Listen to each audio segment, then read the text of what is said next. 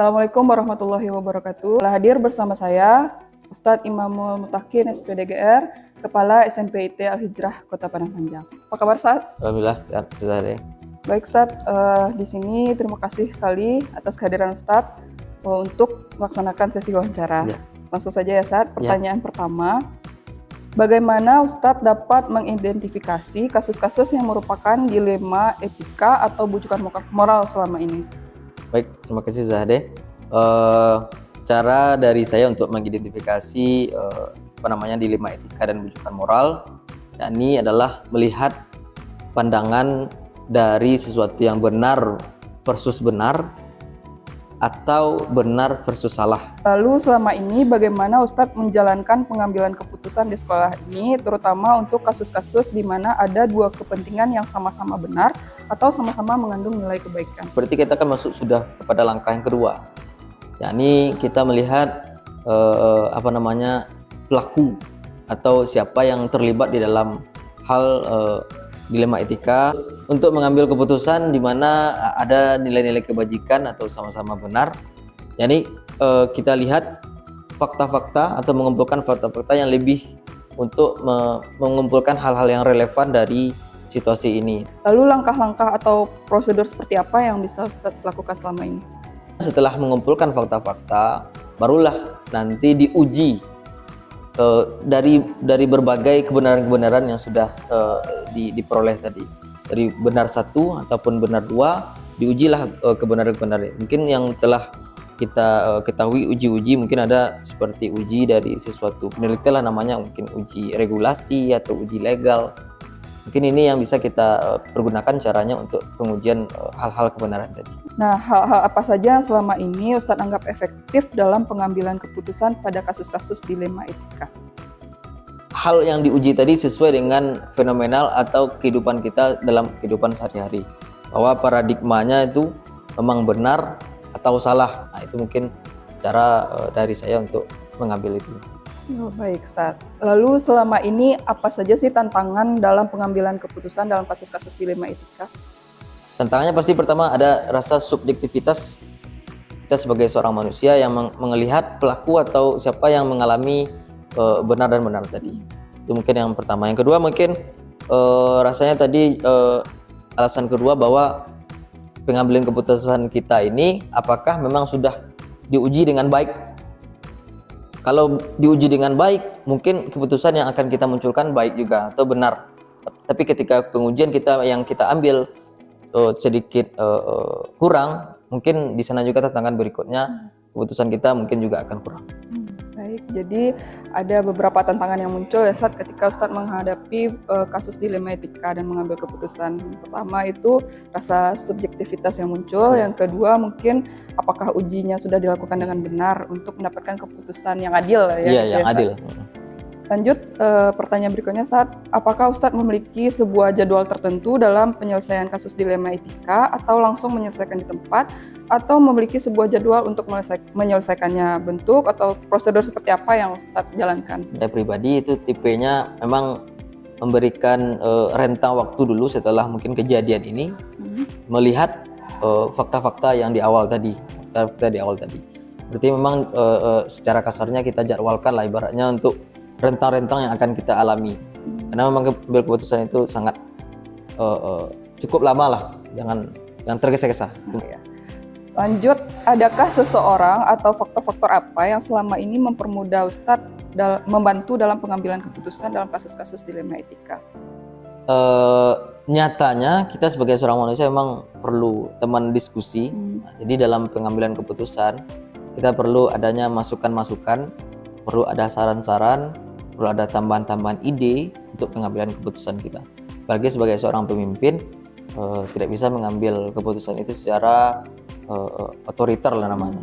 Jadi faktor rekan kerja, faktor teman diskusi sangat membantu saya untuk mengambil keputusan-keputusan. Oke, baik Ustadz. Terakhir sebelum kita tutup Ustadz, pertanyaannya adalah pembelajaran apa yang Ustadz petik dari pengalaman Ustadz selama mengambil keputusan dilema etika?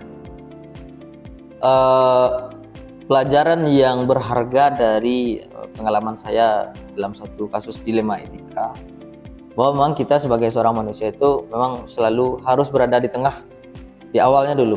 Posisikan diri kita sebagai seorang yang netral terlebih dahulu. Kita harus punya pengambilan keputusan setelah kita hadapi apapun yang ada di depan mata kita.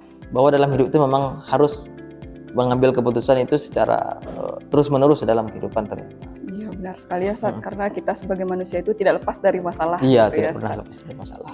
Terima kasih, Stat, atas waktunya. Semoga perbincangan kita ini bermanfaat bagi diri kita dan bermanfaat bagi yang lainnya, orang Terima banyak. kasih Suzahri. Terima kasih sekali atas waktunya, Stat. Assalamualaikum warahmatullahi wabarakatuh. Waalaikumsalam warahmatullahi wabarakatuh. Demikian wawancara saya dengan Kepala SMP ITE Al-Hijrah. Salam dan bahagia.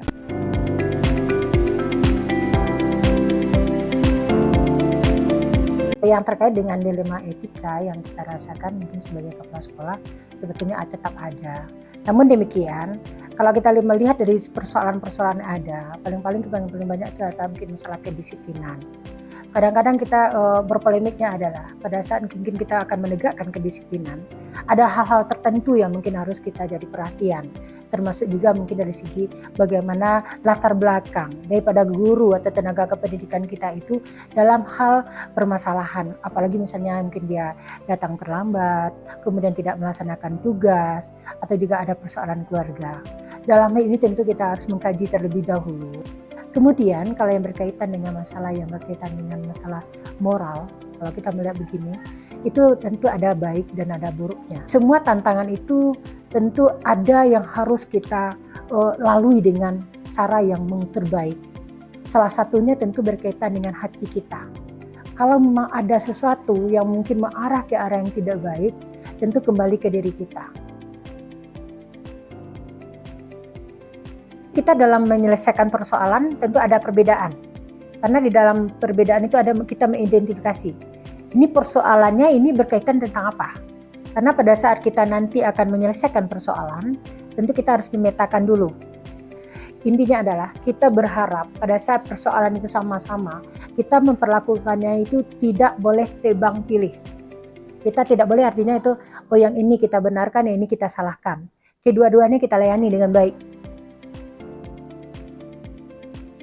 Yang pertama itu yang paling efektif adalah komunikatif. Berkomunikasi. Komunikasi sangat penting. Karena apa? Dengan kita berkomunikasi dengan baik, itu akan membuat silaturahmi akan lebih baik. Kemudian juga etika, attitude, sikap, tingkah laku. Bagaimana kita menghargai. Pada saat mungkin terjadi dilema etika ini, bagaimana kita jangan pada saat terjadi persoalan, jangan langsung dia dianggap tersangka atau pokoknya bermasalah gitu. Tapi jadikan mereka itu bagian dari kita. Tantangan yang pertama tentu dari sisi orang yang bermasalah, itu jelas. Karena apa? Pada saat kita mengalami satu persoalan, yang pertama sekali adalah hati kita. Bagaimana kita bisa untuk menyelesaikan persoalan dengan cara yang baik, dengan hati yang dingin, dalam hati berarti pemikiran kita itu benar-benar dalam keadaan bagus. Itu yang pertama dulu. Karena ini sangat menyangkut juga dengan bagaimana kita dalam penyelesaian nanti. Kemudian yang kedua yang kita rasakan juga adalah seperti yang terjadi di SMP 2 kemarin. Dilema kita kemarin itu adalah komunikasi kita dengan tetangga. Artinya apa? Kita menginginkan masyarakat itu merasakan keberadaan sekolah kita, SMP 2 Parangpanjang.